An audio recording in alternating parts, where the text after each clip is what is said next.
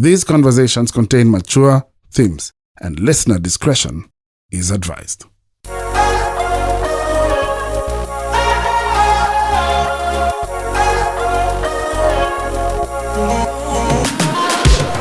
Good morning, good afternoon, good evening, good whatever time it is, wherever you are this very cold Nairobi morning. I am so glad that you're here and welcome to episode 36 of Living Truthfully.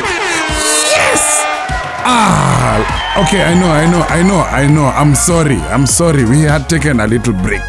I needed to take a little break. I needed to refocus on some things. And I'm back. We are back for the rest of the year. We're just up above 90,000 downloads on the podcast. This is crazy.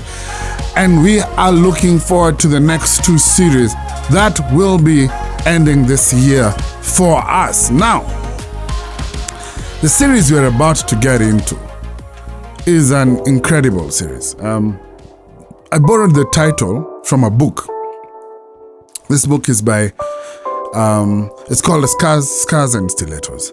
I need to find you the author of the book. Just give me a second. I'll find it for you. Scars and stilettos, scars and stilettos, scars and stilettos. It's time that you let go of them scars and stilettos. I know you're afraid of it. So this book is about a lady who actually was abused, and she found herself in the pleasure business. You know, it was she became an exotic dancer. Her name is Harmony Dust, and she became an exotic dancer. But her story is a story of abuse, getting into this trade that demeaned her, and then coming out of it. So it's a story of hope. It's a story of, just being able to get out of this space and how God got her out of it. So I found it very interesting, scars and stilettos. But we're going to use it in a different context. We're going to use it in a context where I want to talk about the scars that come from the people who wear stilettos. The scars that we, as men, get from women. Why am I talking about this? So, I want to talk about this because first of many stories I hear. But I want to talk about this because for me, it's personal. It's personal because I've spoken about how in this podcast about how I, stepped out in my marriage. And when I stepped out in my marriage, I went for counseling because I didn't think that was me, and I went for counseling. And in my first round of counseling, I realized that I had unresolved issues from the relationship with my relationship with my mother. So my mother had done some things or said some things that had scarred me, and as a result, I was looking for affirmation from women. So I was looking for female affirmation. And that was one of the reasons that I stepped out. Basically, unknowingly for her. She scarred me, and that scar led to, some undesirable behavior. But that's just one of the stories. Anyway, my story is not even it. What? I have heard stories. And one of the stories I want to share with you is from a gentleman that I recently met a couple of months ago. But he should have been in my life much longer because he's a close friend to some of my family. He's well-spoken. He's a confident young man. He's an author of the book Unbreakable, and we'll be talking about it. Ladies and gentlemen, put your hands together for one and only Dannish Odongo. Where are the dancers, the sizzles cut? Why are the drum rolls? And why am I being introduced like just an author? An award-winning author for that matter. Oh, sorry.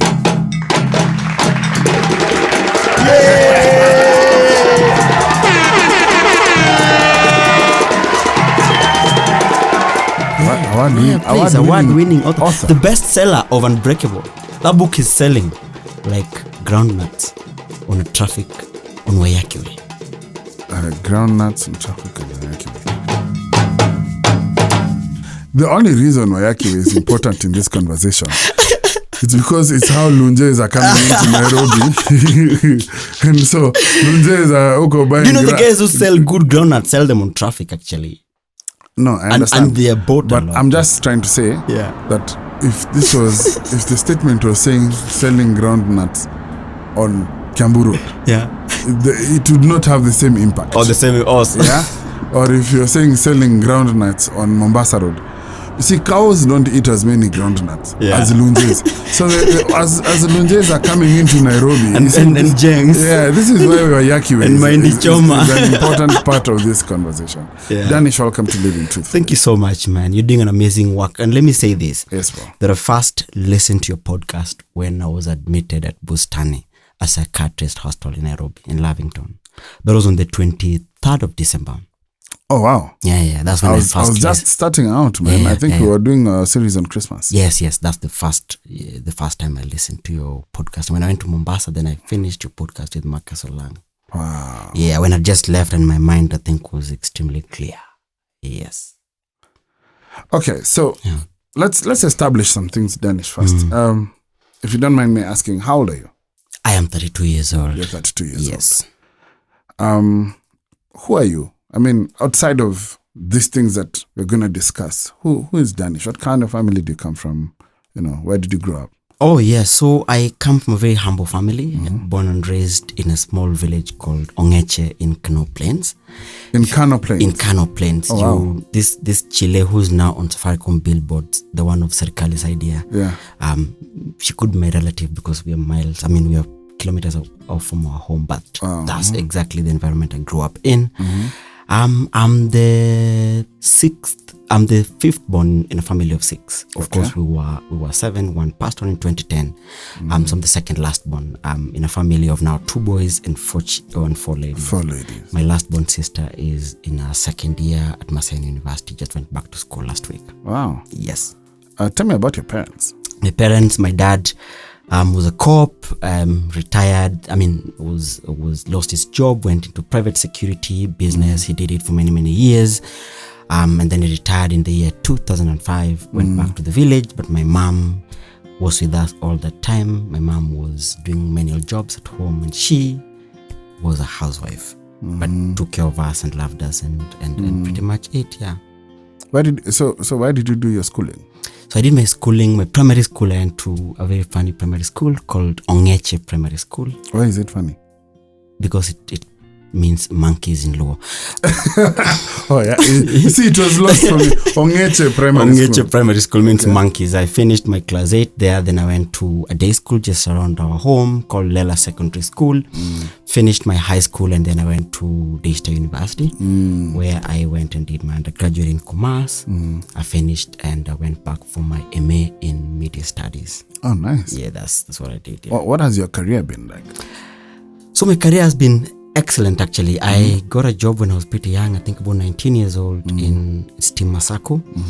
And I got in as a marketing executive, but I rose and went to become a marketing officer in charge of Western Kenya. Okay. When I was about 24, 25 thereabout, and good money. I didn't feel like my heart was cut out for marketing. I felt like it was too cutthroat and too cold. So I ventured into storytelling, and that's how I ended up at Capital FM. Okay. Where I joined in August 2013, and I stayed there till last year, 2018 March. I went through 3 departments. I was in sales, then I went to digital media, which I did digital strategy. So we used to meet in some agencies, did business. And then I eventually went into the newsroom as a reporter, and I finished as a reporter. Did a lot of articles and a lot of storytelling for that. Yeah. Wow. That's who I am. Yeah. So what are you doing now? So now I am just chasing 3 things. I'm chasing happiness, I'm chasing freedom, and I'm chasing experiences. Those are the 3 things that now define what I do. And so how do I do that? I do that by talking to organizations and individuals about mental wellness and about emotional wellness. I write articles for The Elephant and for a few publications, and I I travel around the country selling my books and organizing events around my book for people to talk about mental wellness. Yes. That's Dannish Odongo. And that's very, I mean, dude, the way you express yourself, I find that very interesting. I find the way you think interesting, and we'll get into that, and we'll talk about your book. Now, I invited you here because I made a promise to you. Yes. I made a promise that when I start this series, Scars and Stilettos, which I've been postponing to do for for a couple of months now, that you would be the first guest that we have in studio. Do you remember that? I remember that. And I keep my promises. Thank you so much. I keep my promises. It's important, man. It's important. Scars and Stilettos. Yeah. It's how women hurt men. Yes. Now, I need to say, I'm not saying this because I'm not going to do this series on a women bashing spree. Yeah. But I want to create some level of awareness. I want to create awareness first for the men who, for me, are my primary audience in this podcast. Because I want us to see that sometimes we do things where our behavior has been conditioned as a result of some pain. And this pain may have been inflicted by a woman. It could be your mother, it could be your sister, it could be, a teacher, it could be anyone. I actually know someone who was going through a life-changing moment when he realized that his older sister had emasculated him. Yeah. And so that's one of the things I want to do, create awareness for the men. Yeah. But the second thing I want to do is create awareness for the women and say, what's the impact of the things you're telling your son? What's the impact of the things you're telling your brother? What's the impact of the things you're doing to your husband? Do you know that you have the power to change his life, and when it's paying negatively, for good? Yep. Yeah. And then hopefully we come to a place where, and I'm hoping to bring my friend, the OG, Dr. Oscar, to come and just share some insights on how these relationships work. But you have quite a story. Yeah, we all do. We all do. We all do, yeah. But you have a story. Yes, I have a story. Somebody hurt you. We hurt each other. You hurt each other. Yes. Okay, that's fair. We hurt each other. It's a good place to start. Yes. I feel like just saying, tell me what happened. So for 3 years I was in a relationship, which by all standards was serious, committed, and we'd even gone to meet my parents, gone to the village, and pretty much we were set to make the next big step. Hold on. Yeah. Let's take a few steps back. Yes. Why did you decide this was the one? That's actually the problem, because those 3 years were the 3 years I fought with my own thoughts of why it wasn't supposed to be. I had massive doubts because of the conflicts we had. We were perfect. We were a perfect couple. We were brilliant in terms of intellectual mind. So we crafted winning proposals. We did, a lot of community work. We traveled. We did amazing stuff. How did you meet? We met through my article online. I wrote an article which went viral on my blog, Dannish.co.ke, and so mostly women shared that article, and one lady shared that article on her platform, and that lady saw it and she inboxed me and told me, I like your article. What was the article? Now I'm curious. And the article was, looking back, the article wasn't fantastic. And I'm being very honest with you. Looking back, it wasn't a fantastic article. But it was about wife material and all those stuff that we say in church, Christianese language. And so I just wrote an article. We were having a discussion with my brothers, and we were asking, what is it that you consider important to you, in a Chile before you marry? And so I just took those thoughts and put them in an article. And we were talking about, peace and stuff like that. And it went viral. And so she inboxed me on my Facebook page. I flipped through her profile. I found it interesting. her photos. She was pretty, and we started It was the chatting. photos that were interesting. Actually, her profile was quite pretty. I mean, it was quite. So I'm sapiosexual, so which means I get attracted to the mind, and all chicks in Nairobi are sapiosexual, and then you. Me, I'm not. Me, I check out hips first. No, Hips, I don't. and then the brain. It's the mind. It's the mind. No, So I mean, eventually I get to the mind. Yeah, but, yeah. But that's not what gets me there first. Actually, come to think of it, what gets me first, even though it's the mind, but it's a personality. I realized that I just recently realized that when I was doing my therapy that my mother had an influence, a huge influence on the taste of women I like. She's an independent woman, very independent and very driven and very assertive. And I was just looking back at the Chiles I've dated actually, and they're like my mom. But I'm like, how do you tell personality from a Facebook picture? So I have a sense of intuition, which is a gift I have.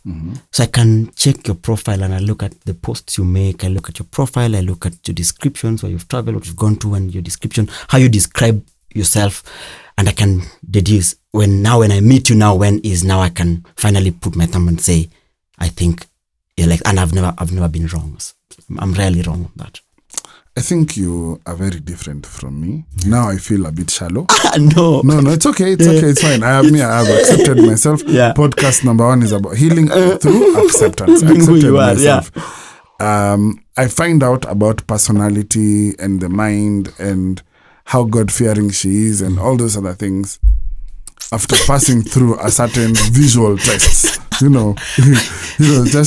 I'm just like, God damn it. Then now I follow through. So anyway, so you go into her Facebook profile, you check her out, and you think, we really click. We talk deeply. In the next 2 weeks, we talked a lot. Are you talking on stuff. phone? On phone, just on phone. We've not met. I know, really, we were bonding on all sorts of levels, intellectually, our faith, our backgrounds, our passion, our community interest, like everything was right, like tick, yes,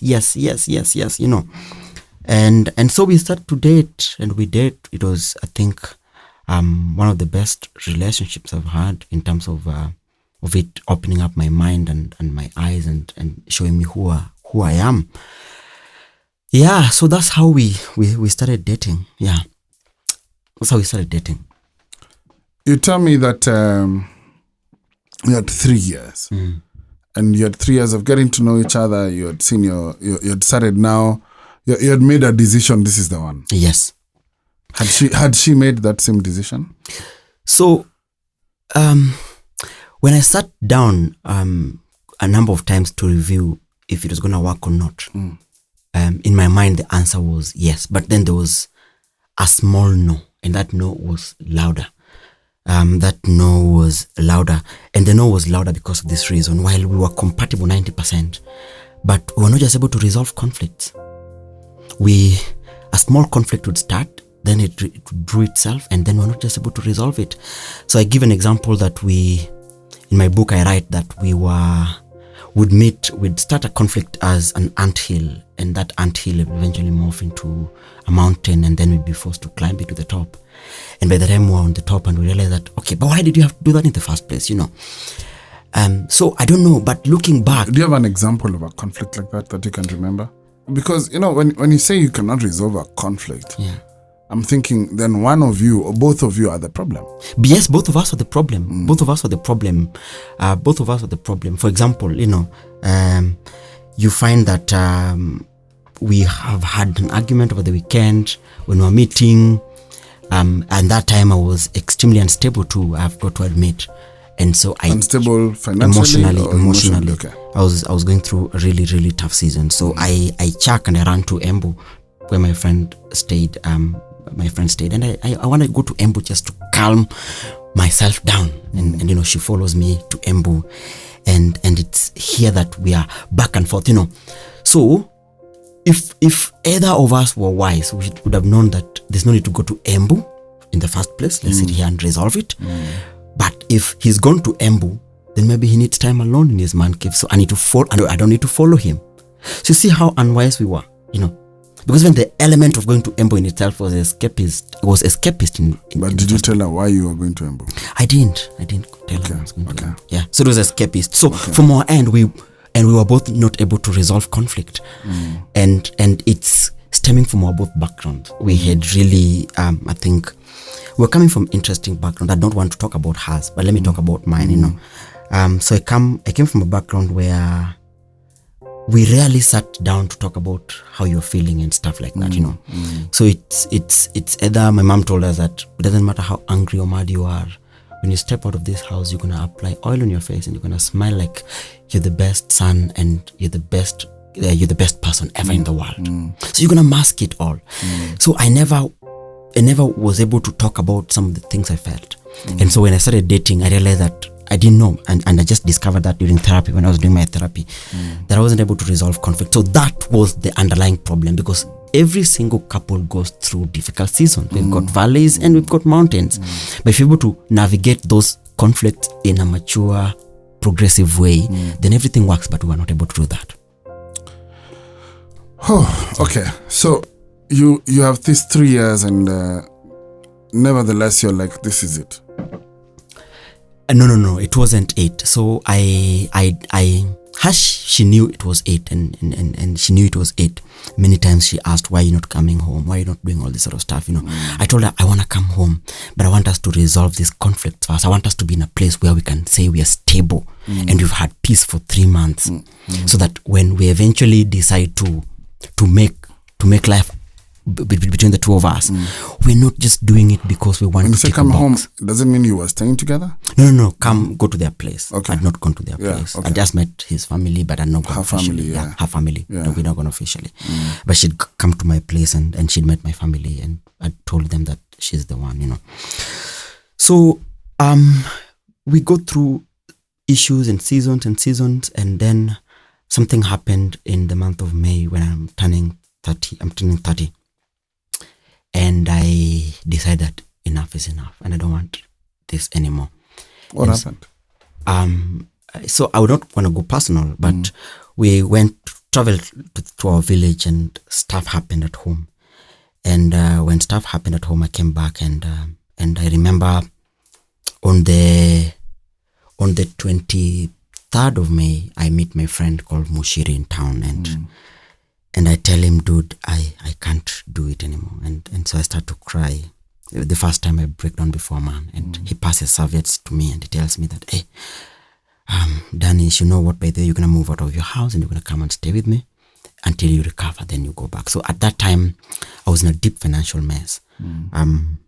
Was it something, a result of just choices you had made, or?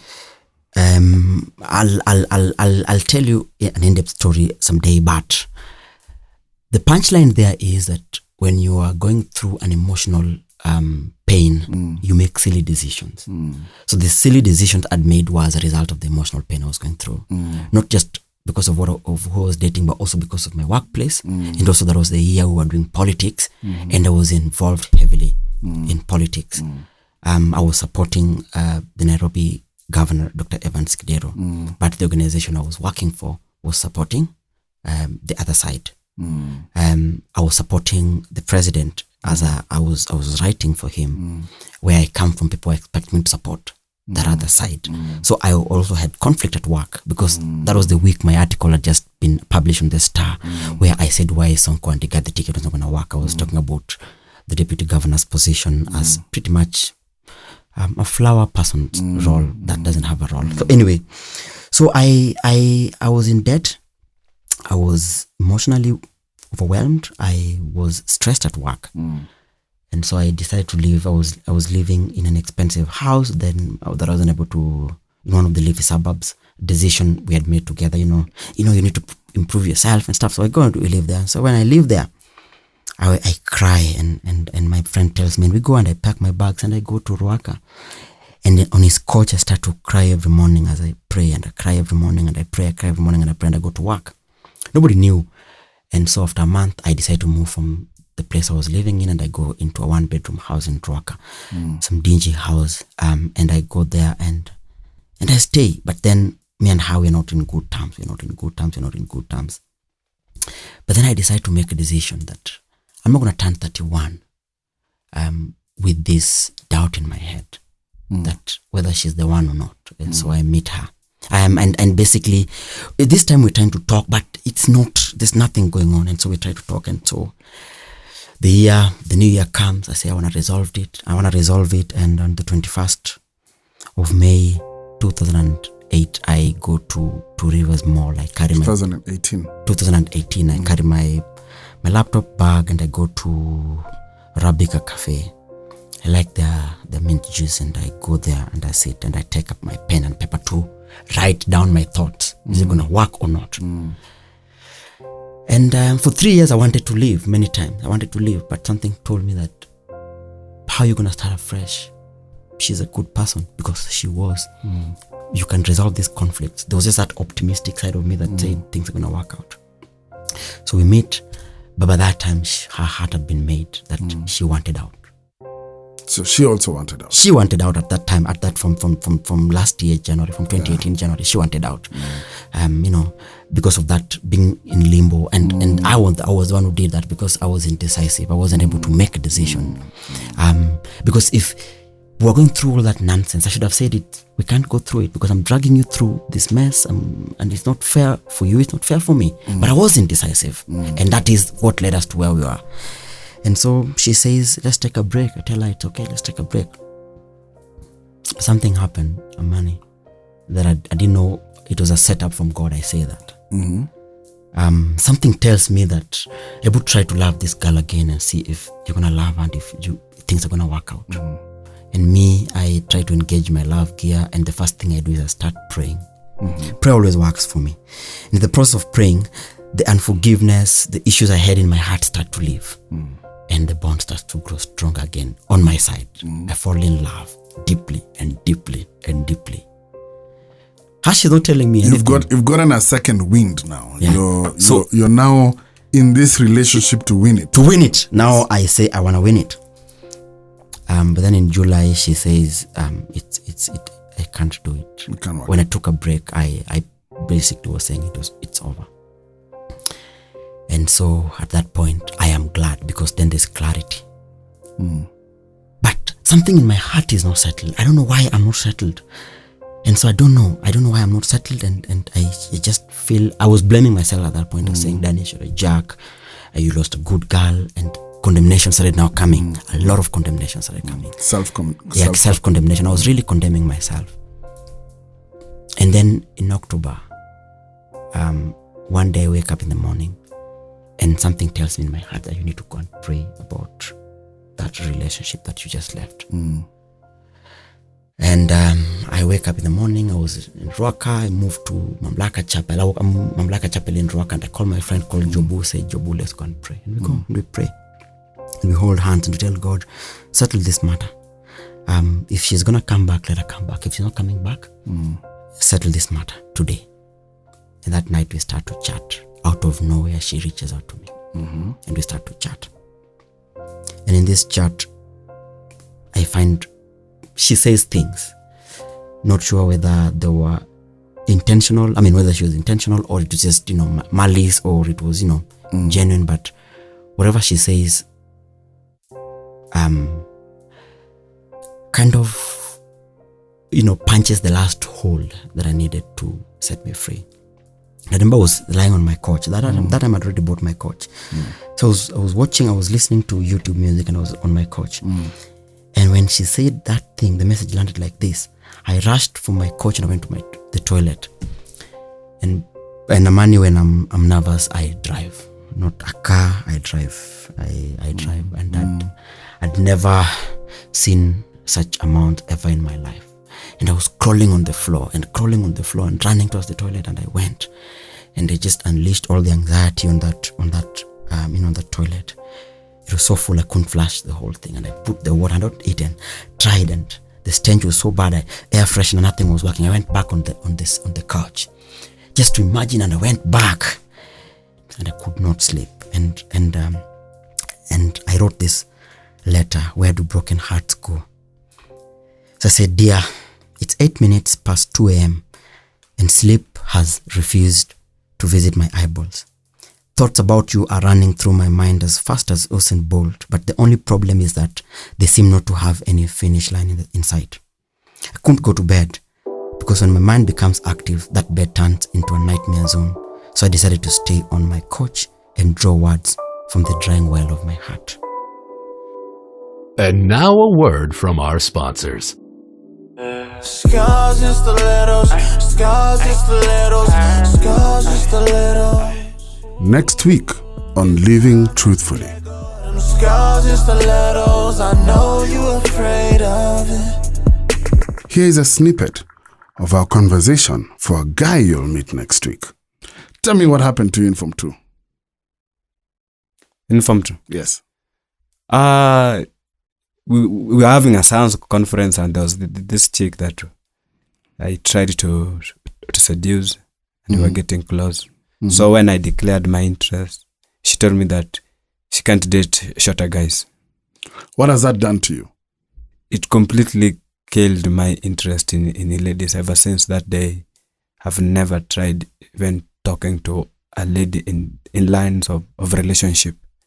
Just treat them as my casual friend, because I think I always have a mentality that ladies need to taller guy, and also all my friends have been seeing there's a taller guy and a shorter lady. I rarely see shorter guys with taller ladies, so I guess she was right. Are you intelligent? I don't know.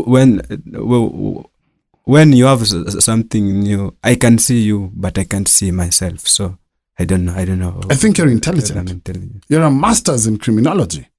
Sure. You're a thinker. You have interest in social justice. Inside, you're a tall man. Do you see yourself like that? Yeah, but generally, you comment on what you see. Basically, it needs somebody to dig deep into your life and realize what you are worth. But sometimes people don't get that opportunity to be interested in someone and to actually dig deep. So that's why we say what we see, generally. You see, he's a thinker. He's an analyst. You're tall inside. Women would be lucky to have you. Do you think you can be a faithful man? I don't know. Do you think you're a hard worker? I am. Do you foresee success for yourself in future? Yeah, I'll be very successful, very influential. So you'll be tall inside? Sure.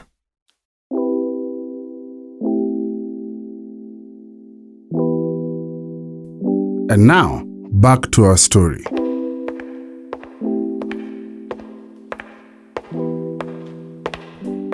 And I wrote this letter, Where Do Broken Hearts Go? So I said, Dear, it's 8 minutes past 2 a.m. and sleep has refused to visit my eyeballs. Thoughts about you are running through my mind as fast as Usain Bolt, but the only problem is that they seem not to have any finish line inside. I couldn't go to bed because when my mind becomes active, that bed turns into a nightmare zone. So I decided to stay on my couch and draw words from the drying well of my heart. I write and I finished this article that, in the words of Watson, loving you was like going to war. I never came back the same. Loving you was like going to war. I never came back the same. I didn't sleep. The nightmares began that night. Wow. And the insomnia began. That was the night I was flying to Migori. There was some research I'd done, and so I was going to do presentations. And I go to Migori, and on the flight, I can't sleep. My heart was so heavy. I tried to listen.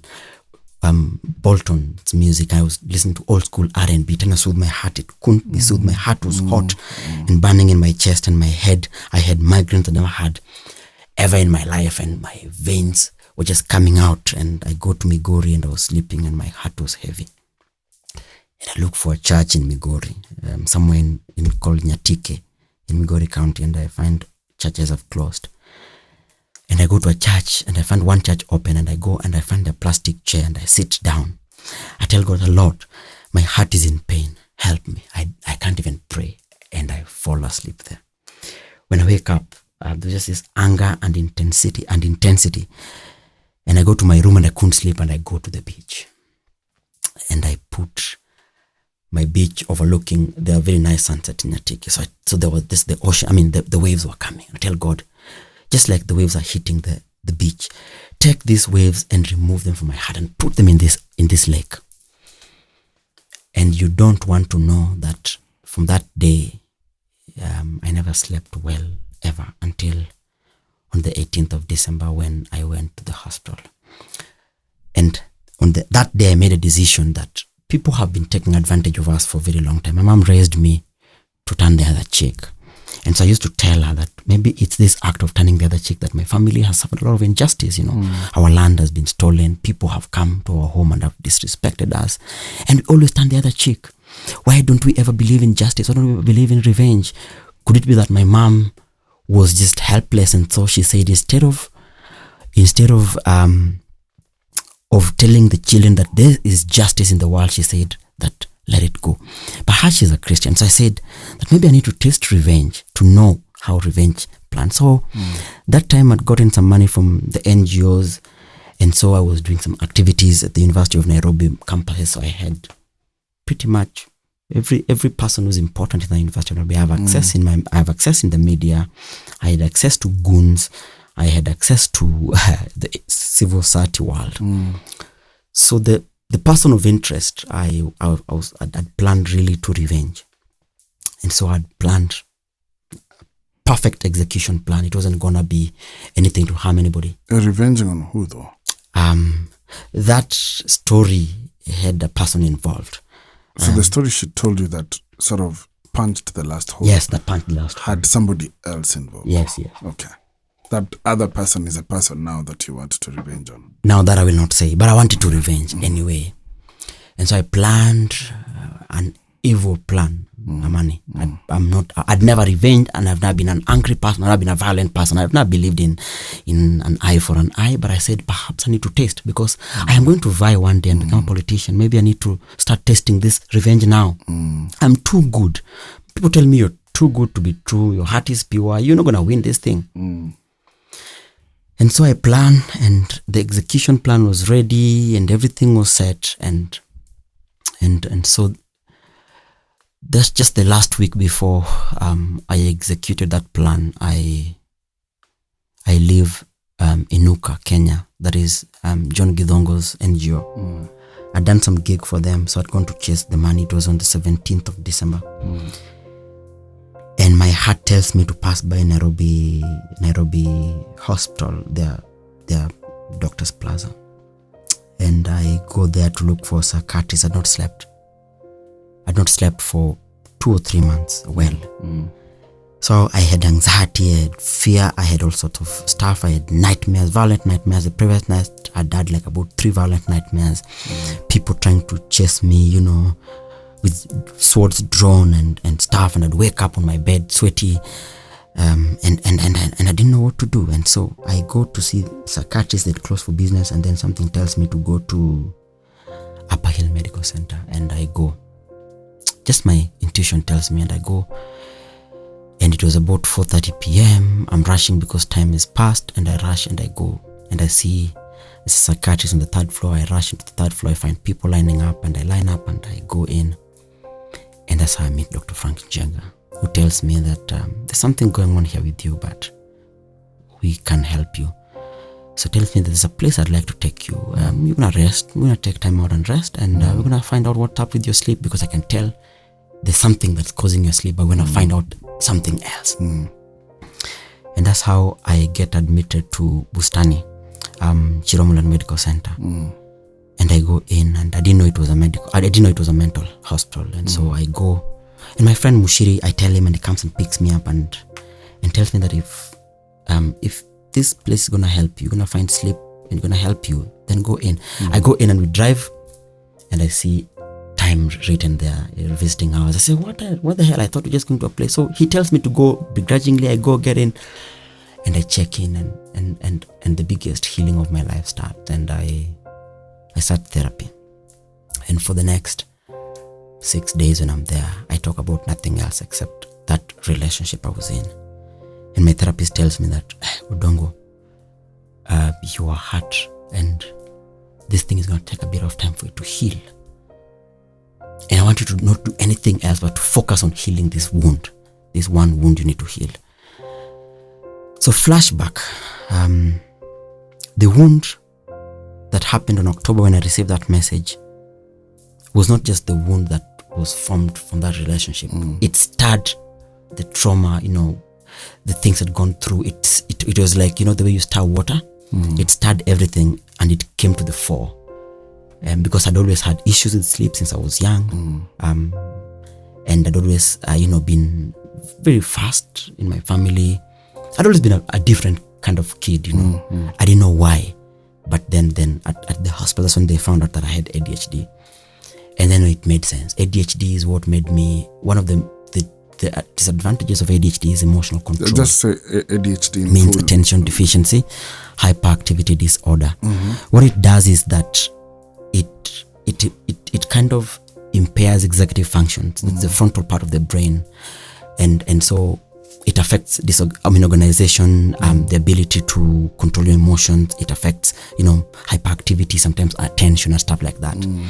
So what it does is this, and it made sense, the relationship I was in, that ADHD, because of lack of emotional control, we fall in love and we fall deeply and we're lovers. But then it also means that if we love deeply, and if we hurt deeply. And we remember the pain, because we have no middle ground. Either it's I'm in love or I'm not in love, So every single pain, every single frustration we went through was accumulating because I didn't know I had ADHD. And that's why it's not about her. That's why it's not about her. And everything we went through, it was about leading me to that place where I discover myself, and I discover that the fact that why I was different and why I'd always been like that. So ADHD has tons of advantages. My doctor says that I have a Ferrari engine brain with bicycle brakes, But it also means that I don't know how to control my emotions when I'm in love. So I fall in too fast. I dived, like I told you, in 2 weeks' time we'd already fallen in love. Maybe the red flags were there, I didn't see them. All this time, I didn't know that my indecisiveness was coming from the negative aspects of ADHD. But that's the reason why I stayed for too long, because I knew we were not good for one another. Not that she was a bad person or I was a bad person, but we were just two people not cut out for one another. Yeah. We were two people who are not cut out for one another. She's perfect for somebody else. I'm perfect for somebody else, And so after I leave the hospital, I start my journey to recovery. Amani, and I stop doing all the gigs. I take time out and I go to Diani and I go to Mombasa and I sit down with my mom and I sit with my dad and I go to Tanzania, where my grandfather moved in 1958, in a bit to try to understand why I was the way I was. And I write and I write, and the more I wrote, the more I drained those thoughts. And that's where the light now came. I started finding light at the end of the tunnel. Before, yes, I blamed her, I don't want to lie. I blamed her. But then along the way, I realized that it wasn't her mistake. It wasn't her problem. Neither was it my problem. We were just two people who did not know who we were. And if we knew our unresolved past and our unresolved trauma, maybe we would have been a little bit more lenient on one another. If she knew I had ADHD, I think things would have been different. If I knew, the kind of background she was coming from and how that was affecting her, would have been more lenient. If we knew just the cognitive science that your past affects your present, we would have been more careful. And so I start this awareness journey, and that's when I learned to let go. And I write to her. By the I wrote the final letter I wrote on the 22nd of December in my hostel bed. Has she seen these letters? I sent her the letter. This letter, I sent it to her. She responded, and then I sent her the last one. So when I wrote the first letter, I wrote, where do broken hearts go? The last letter, broken hearts do heal. That's what I wrote on the 22nd of December, and I sent it to her. And I told her that what we went through was difficult, and I'd never wish it on anybody, not on my worst enemy. To be in a place of conflict for 3 years, to be in a place of misunderstanding and hurtful words were spoken and confusion and pain for 3 years is not good for you, it's not good for me. But because that is in the past, I will focus on what I learned. And I pray that you fall in love and you find a perfect man. And I pray that God heals you. And I pray that God heals me too. And I pray that we don't waste the pain. And I pray that from that pain, we become better people. That the next person who comes will not have to go through the same shit we went through. From that pain, you've written a book. Yes. Talk to me about the book. So the book was just catharsis, me trying to heal. So I just was writing randomly. I was thinking about the things I went through, major milestones in my life. My brother's death in 2010, me graduating from Daystar from a very difficult background. My mom and my dad, how they were relating, and just pretty much alcoholism. My firstborn bro struggling with alcohol and my relationship and all those stories. So it was just me trying to heal. And I discovered when I'd finished writing, that was in the month of April, I had done 86,000 words. That's about if a 1.5 spaced Times New Roman, it's a book, 400-page book. Wow. And so I decided that I'm going to publish the book, not to shame anybody, not to because my main aim now is not to shame anybody, is not to say this person did this to me, because forgiveness, as I've come to learn, Amani, forgiveness is what sets people free. People who are able to forgive are not small people, they are big people.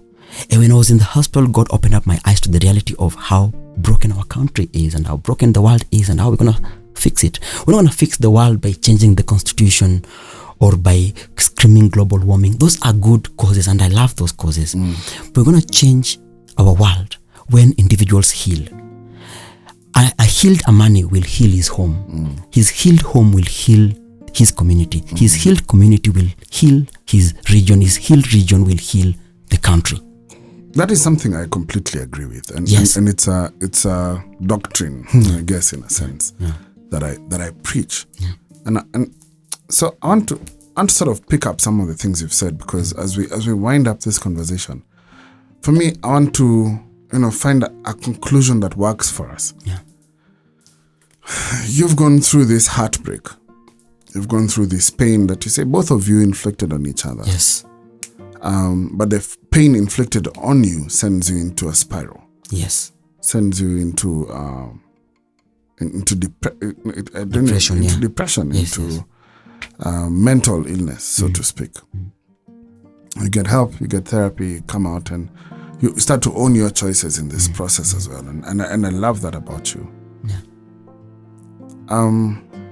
How do you feel about where you are today?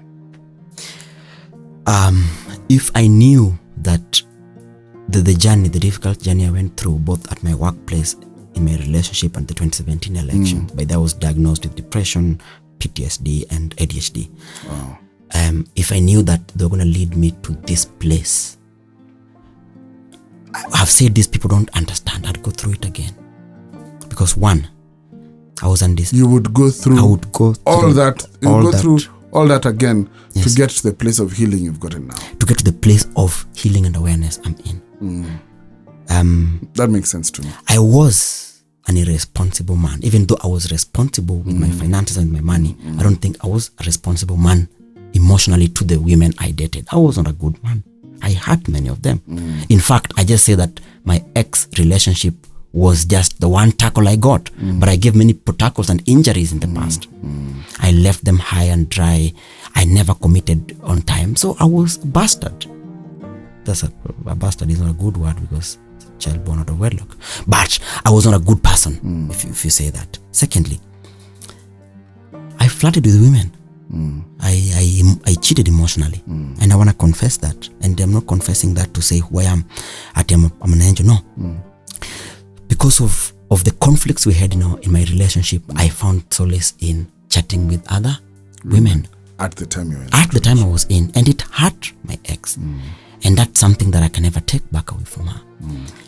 I did not know how to say things that hurt me, so I accumulated conflict and pain in my heart, and that is what led us to where we were. She was a person who resolved issues. Me, on the other hand, I kept quiet.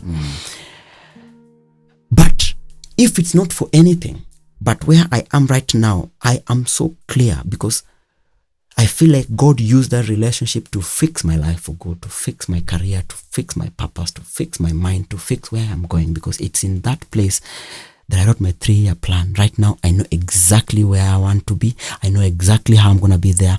I know exactly what I need to do. Amani, I am so specific now that even this podcast I'm in is achieving one specific goal.